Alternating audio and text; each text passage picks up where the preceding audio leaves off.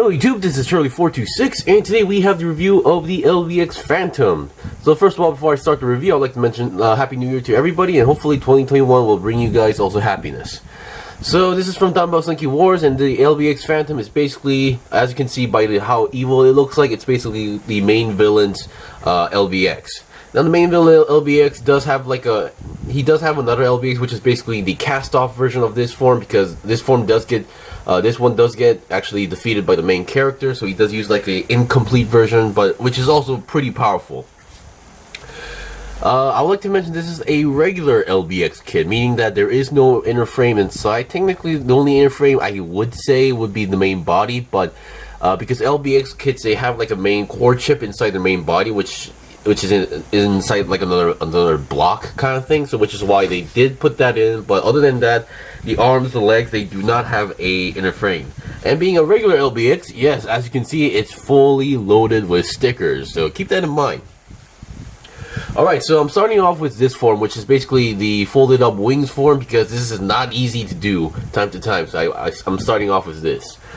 Alright, so before we go over the review, let's go over the components. So first of all, what you get, of course, is obviously the LBX Phantom itself, and then here are your other components. So first of all, you do get an action base, but I do not like this action base because while you are able to adjust the height, the biggest problem is that when you put this on a flat surface, the peg overall is tilted, so you always have this in an angle, which is why not really good. So I don't use that.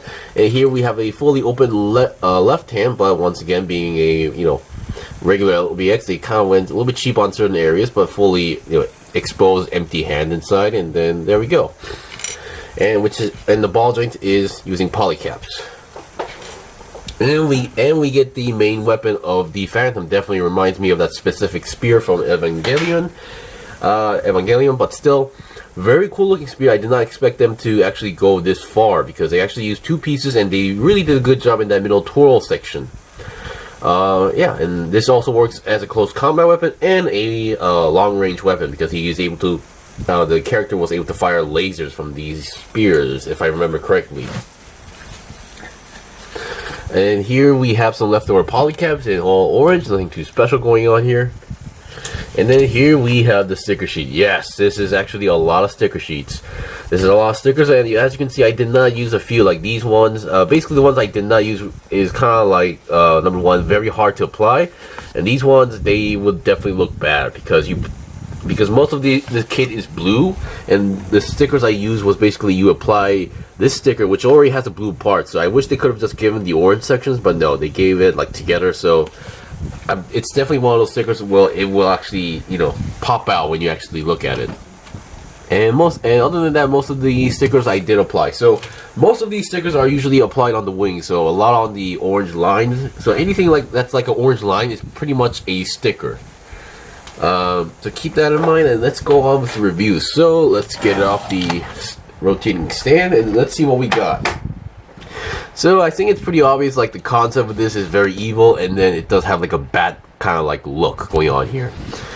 So yeah, while this is like the cape down version, so he usually floats around in this form, and when he's not in combat. So yeah, not much to do here, but of course doing this form is kind of tricky. So what I usually do is pretty much fold out the wings as much as possible, and then before I do that, I take off the shoulder armors off, and then do the wings, and then reattach the shoulders, because the shoulders, as you can see here, this was not intentional, but we have these kind of teeth here, like these pegs, because there's another tooth here on the bottom of this shoulder armor, so you can actually lock them into place. So if you do it correctly, it should look like this other side right over here.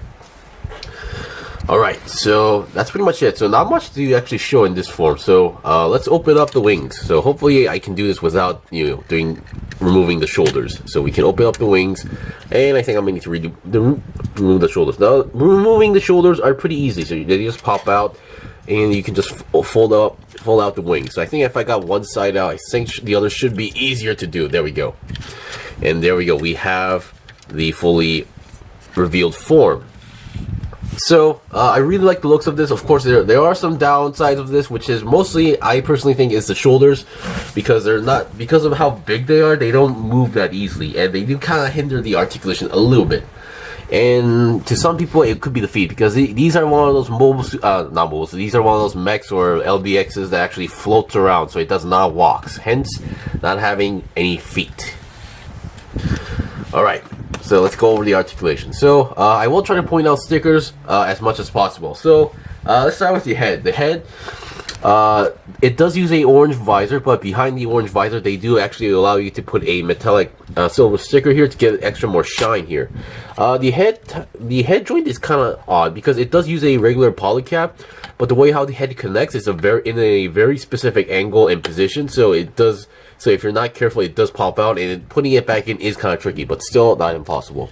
So the head can go down that much, which isn't much, and then it doesn't go actually up that much as well. So, and then side to side is possible, but no 360, because once again the chin is hindering the movement. And then we have this sticker right over here, which is obviously a sticker. Here's another triangle sticker, so we have 4 here.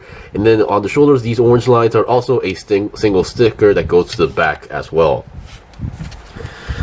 Alright, so before we go for the arm articulation, I think we should go over the wings articulation, because I think that that will give you an idea how the wings work first, and they do get in the way time to time.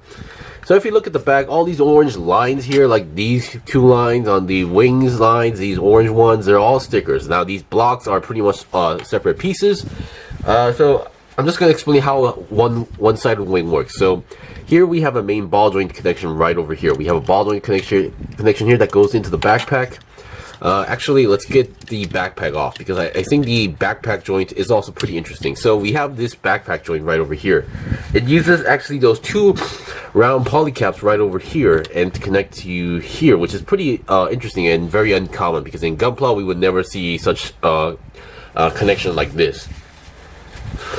So here we have the back. It's a very big backpack when you think about it, very big and large. So the first connection is right over here, which is a ball joint here. And once you have the ball joint in, so being a ball joint, you can move forward, up and down like that, like this. And then we have another hinge joint here, so we can flop the wings forward and backward like that. And then all the other wings are also, how should I say? All the wings are connected to each other, so they're also on the hinge joint, so you can move it like this. They don't move up and down, so don't force it. And the other one is right over here. And we also have these spikes, which do kind of move, but not as much as you think.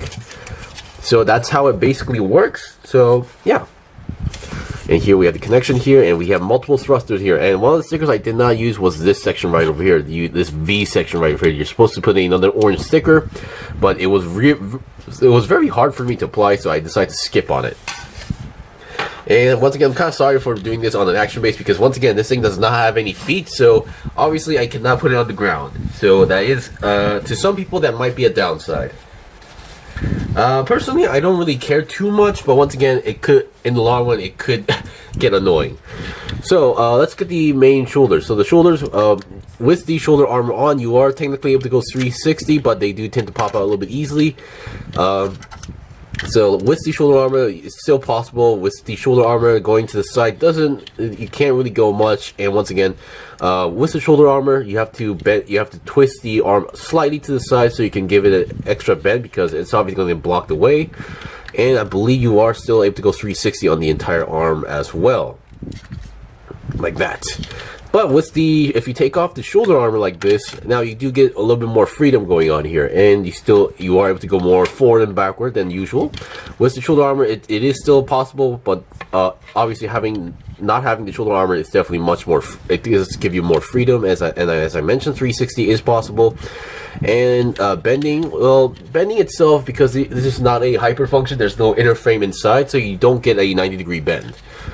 And the hands, the way how the hands work is that they are ball jointed, but they use a polycap inside the hand. So you have the polycap hand, and then on top of it you apply this hand right over here. Hands give, yeah, but of course doesn't look that great from the bottom. Just wanted to mention that out. And then the main body, I don't think there is a ab crunch, but since we are on a single joint here, you are able to go 360.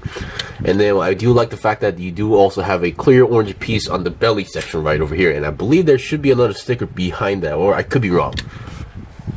It's been I can't remember everything, but let me actually check the sticker sheet.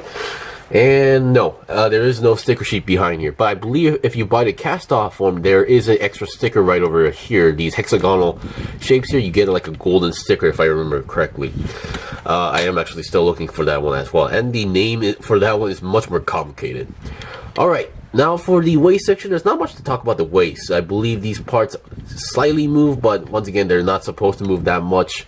And then we have these back sections here, which I believe are supposed to be extra thrusters, so they do move up and down, and that's pretty much it. I don't think they're supposed to move too much as possible, because once you have the backpack on, obviously you're gonna have to put it on as much as lower as possible, so you don't get hindered.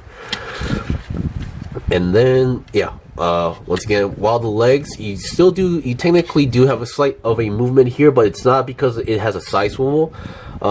It's because it's a main ball joint connection here. I'm trying to move it without any of this part, but it's not really working. And I would like to mention, despite being an LBX kit pretty old, every joint here is very stiff, so keep that in mind. So we do have some side-to-side movement on the sides going on here. If you can go more, well, good for you, but I don't think that should matter too much. And then we can go less than 90 degrees to the front because of how giant these sides are, and then back, not so much.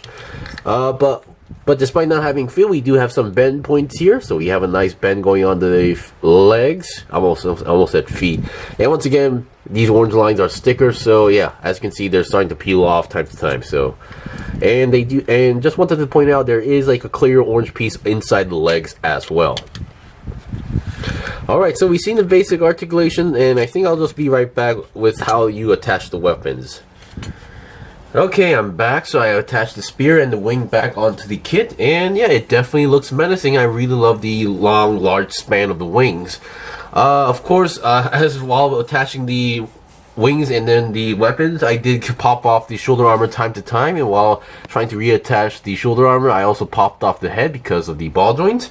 But in the end, it definitely has the presence, it has the looks, definitely looks cool. Of course, as I mentioned in the long one, these shoulders will get in the way because they kind of hinder the arm movement, and then it does also actually collide with the spear time to time. But if you get everything right, it should be good to go.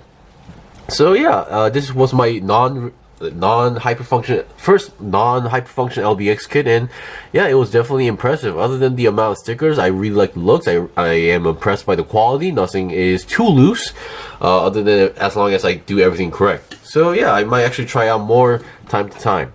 Anyway, thank you for watching the review. This was the review of the LBX Phantom. If you guys got any questions or requests, leave a comment below. I still have more stuff to buy and build and make reviews out, so please stay tuned. Until then, see you guys next time.